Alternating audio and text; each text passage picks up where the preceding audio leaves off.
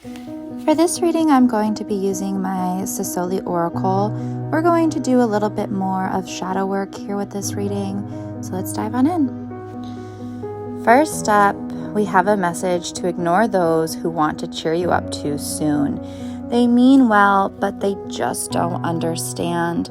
What has broken cannot be mended at this time. You may have found yourself in similar situations before and thought you were able to fix them, but it's important to note that this time it's different. Something fundamental has been lost, something at its core. Whatever it is, you have to deal with its passing just as you would a death. It's time to mourn.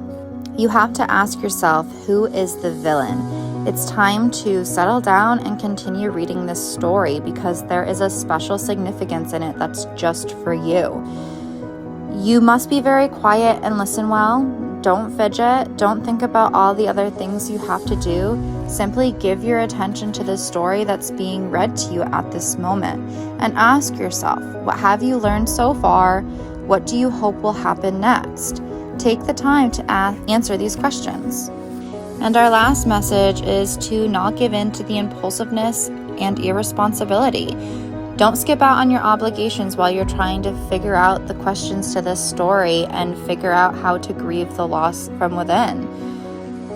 One way to do that is to not stuff yourself into a box and allow yourself the ability to break free.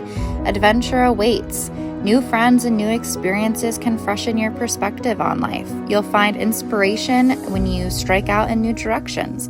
If you've been stifling your need for freedom for a long time, you could feel a bit giddy at the prospect of doing exactly what you need.